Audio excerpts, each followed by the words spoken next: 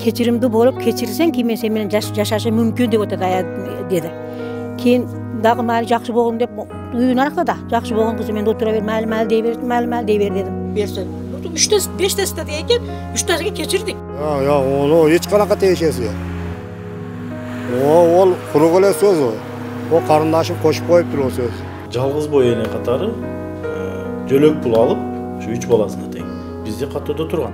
Кадамжай районунун 38 жаштагы тургуну январ айынын аяк ченинде милицияга арыз менен кайрылып, ушул эле райондун Марказ айылынын тургуну болгон аялы кызын уруп, зомбулук көргөзүп келгенин билдирген. Алар 2020-жылдын март айынан бери жарандык никеде жашап жүрүп, 2021-жылдын 13-мартында кыздуу болушкан. Жана жакындан бери пикир келишпестиктин айынан чогуу жашабай калышкан. Кылмышка шектүү катары кармалган келинди сот 1-мартка чейин камакка алган.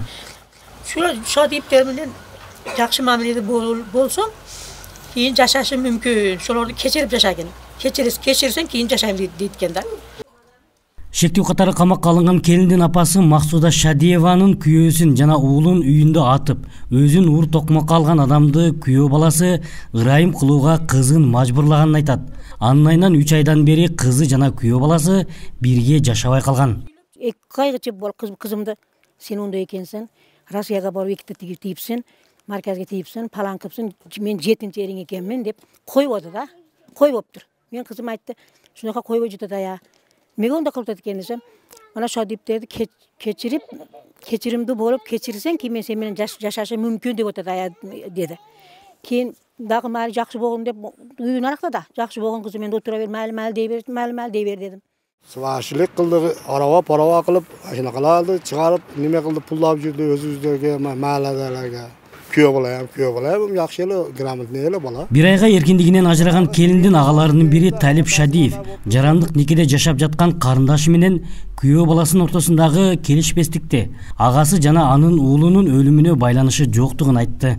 Күйөө ама телефон кылды мени балама, Нуридин деген балама телефон кылып, бу сөз жок сөз деди. Бу сөздү мен айтканым жок деди. Бу сөз жок сөз деди да. Шоңа неме каратып эле мен сүйлөп атканым шону. Ama только şu kuyuğa çıkanla etken mesela kuyuğa bir tanesini neştasını şu anda şol arkasından şu söz gelip çıkıp atıyor. Kuyuğa nime kılıp atar? Kızgangan tuğralı böyle şu gelip konflik çıkıp atar. O hiç kanaka değişesi yok. O kuru ele söz o. O karındaşım koşup koyup duruyor söz.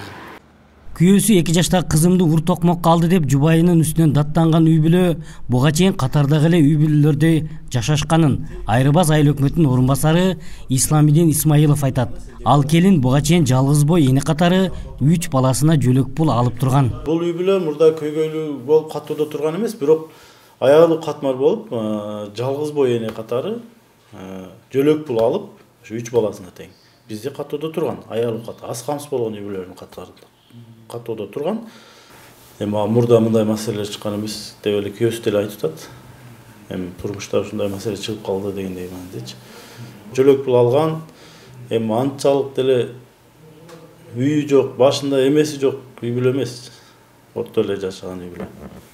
Өз кызын уруп, аны тасмага түшүрүп алган келиндин видеосун көргөн коомчулук аялды жоопко тартууну талап кылса, кээ бирлери анын психикалык абалына көңүл буруу керектигин белгилешкен. Ошондой эле балдар үйүнө өткөрүлүп берилген балдардын тагдырына кейигендер да бар. Кантсе да кылмышка шектүү катары райондук соттун чыгарган чечимин Баткен облустук соту күчүндө калтырган. Аскар Баймуратов, Бейтарап, Баткен.